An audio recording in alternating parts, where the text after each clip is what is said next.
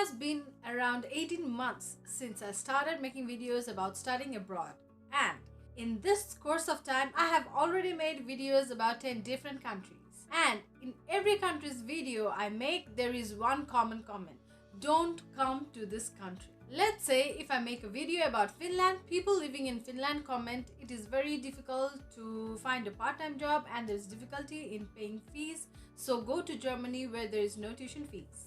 And when I upload videos about Germany, people living in Germany comment, don't come to Germany, it is hard to get PR here, better go Finland where there is easy PR. And due to various dilemmatic comments like this, I find students in more confusion. It is evident that a lot of people are traveling abroad every day, but people living abroad do not usually suggest the country they are currently living in. So, what's the reality then? In this video, I'm going to talk briefly about what those people are actually trying to say and what they mean. I believe after watching this video, it is going to be easier for you to make a decision regarding moving abroad to some extent. First of all, the reasons why people say not to come abroad is their initial struggle. For every individual who is moving abroad, their initial days are very difficult. In the initial phase of your move, you have to face many struggles all at once. For example, you need to search for a part-time job, find a room for yourself, adapt to coursework of the university, and many more. You might also get demotivated sometimes because you have to go under all this pressure all at once. And if you ask the person going through this condition or phase about how the country is, the answer is usually on the negative side. For example, if I am in Norway for just 1 or 2 months, struggling with work, university and everything, and you can just ask me how Norway is, my reply would be Norway is not worth it. Please do not come to Norway.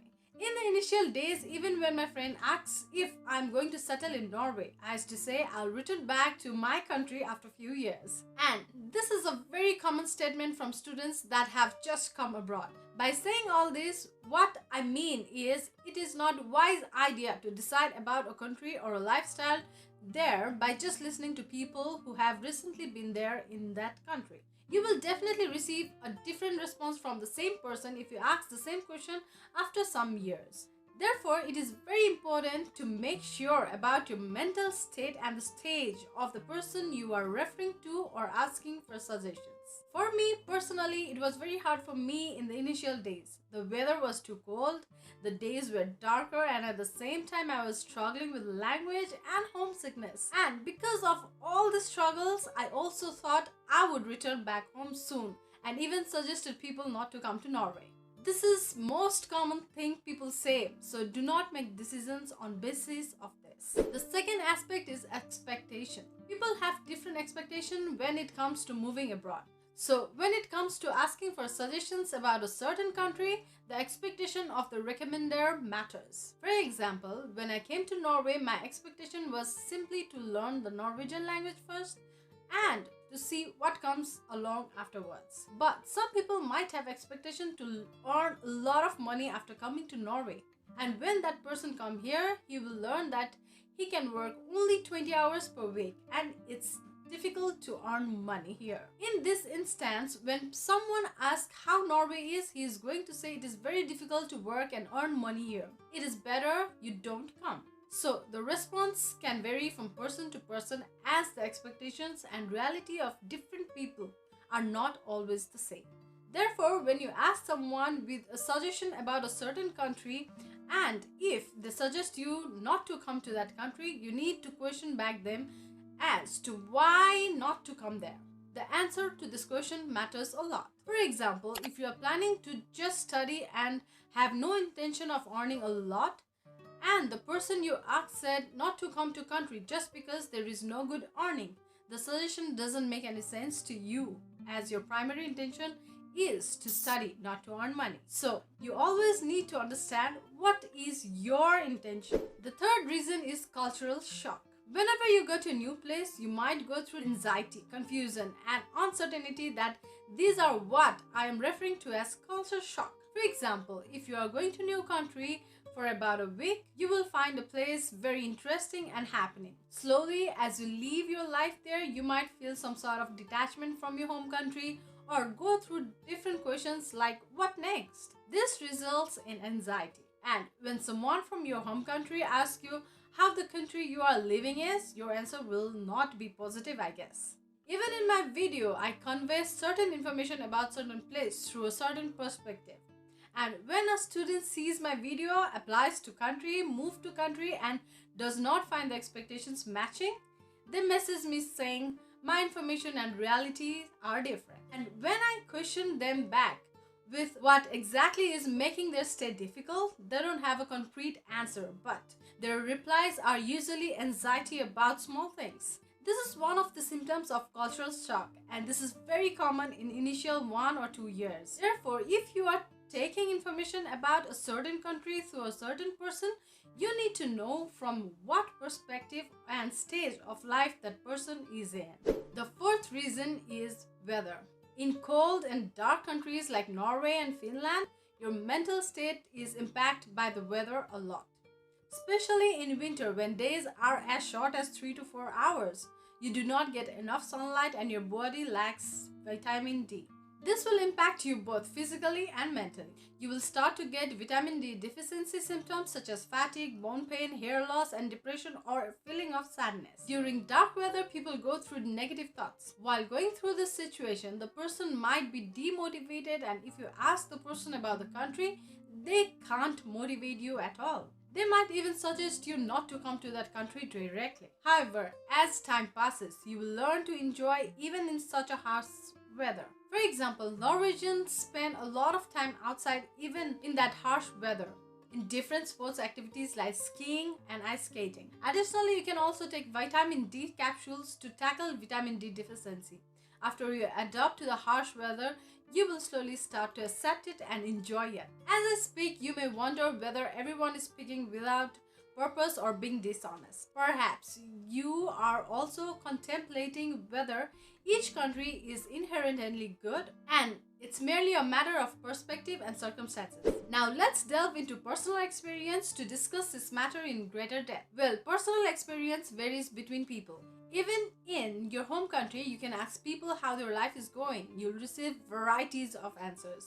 Like people in your home country have different life experience and people abroad also have different experience. Some people do everything well in their life, while some struggle and might have bad days too. Even if you look at a single city, let's take Oslo as an example. There are many foreigners in the city. Some are very happy after staying 5 to 6 years in the city, while there are some people who are not so happy and satisfied even though they have spent 5 to 6 years in the same city. However, they don't want to leave Norway and go back to their home country. If these people are asking you to not to come to Norway, it's because they have been through difficult situations a lot. But that does not mean you have to have a similar experience as well. Therefore, as I already said, you need to know your priorities and expectations beforehand. Recently, we posted a TikTok video where we talked about Germany's free education system. In that video, someone commented saying, "I am in Germany, free education is a scam in Germany." We asked back how free education is a scam, since we were confident that there is a very good and valid information saying students do not have to pay tuition fees in Germany. To our question, he replied, "It is difficult to learn language." Come on, man. How are these two things even same? Free education and difficulty to learn language. How is that related? Yes, it's important for you to know the learning of language is difficult. Having said that, the language learning process is difficult and is not relevant to saying free education is a scam. This is a false information. In such situation, it is important to know and confirm the reason why the person is saying that country is not good. Not just the negative aspect. You also need to understand in depth the positive aspect of any country. For example, if someone asks me about Norway, if I talk about my personal experience, it has been a great experience for me coming here. I might say Norway is very good. But if you ask another person who has been in Norway for 2 or 3 years and has not found a job yet and is not sure what they'll do next, they'll say Norway is not good. Therefore, the information that you'll receive depends on a lot of personal experience. Also, there is no exact answer if any country in the world is good or bad. The answer depends on people's experience. For example, if you ask people in Canada about Canada, some people say getting PR is easy in Canada and will also suggest you to go to Canada. Unlike some might say there is no availability of part-time jobs. Both perspectives might be correct. Similarly, if you ask people in Australia, you might get similar kind of response. Likewise, if you ask about Europe, there are a bunch of people who will say Europe is a good place for students as there is a free education, while there are other bunch of people who will say not to come to Europe because there is a huge language barrier. And both the perspective is true to some extent. And while I'm saying all these things, what is the conclusion then? I am going to talk about that now so that you will be clear about the intentions behind making this video. First of all, what you need to understand is that every country has its own pros and cons. There is probably no country in the world where you find everything that you are looking for, like PR, highly paid part-time jobs, low tuition fees, etc. And if you are thinking of going abroad as a student, it is very important to know these things because your expectation doesn't determine the reality. Reality is what it is, and if you just expect good but the reality gets different, you will get frustrated. But you should also not look at the negative aspects only and come to the conclusion of not going to abroad. Another very important thing that I want to convey is that the decision of moving abroad is your personal decision. You can consult different people as a part of your research, but the decision should be yours at the end. For example, you can watch my videos, visit a consultancy to get information, or ask people already living abroad to get some ideas. But don't take a decision on the basis of one person or entity because different people have different situations. Even if you make your decision on the basis of your close relative, the situation your relative is in now will differ a lot from the situation you are going to experience there. What you need to do first is to set your priorities. Then look after or research if your priority matches with what the country offers. If your priority is money, you need to find out a country with a high per hour wage and low tax and expenses. And if your priority is settlement, you need to find a country that has flexible rules regarding international settlements. And while I'm saying all these things, you might have curiosity about where you could find all this information from. Let me tell you, in this online world, there are so many resources you could look after. The first source would be the country's immigration portal, where you will find official rules about immigration. Similarly, nowadays there is a specific Facebook group of students living in every country. For example, if you are thinking of coming to Finland, there is a Facebook named International Student in Finland, where you can find genuine information regarding people's experience in Finland. The third source of information is YouTube videos. Like I'm making YouTube videos regarding situations in different countries, there are many other videos like mine. Also, in the description of every video, I include my sources of information. You can check that out as well. The fourth source of information is definitely consulting with friends and relatives. After you gather information from all the four sources and compare the information, it gets easier for you to decide on one country. I hope today's video was helpful for you. I'll come up with the next video another week, and if you liked today's video, please don't forget to subscribe to my channel. We'll meet again next week. Bye bye.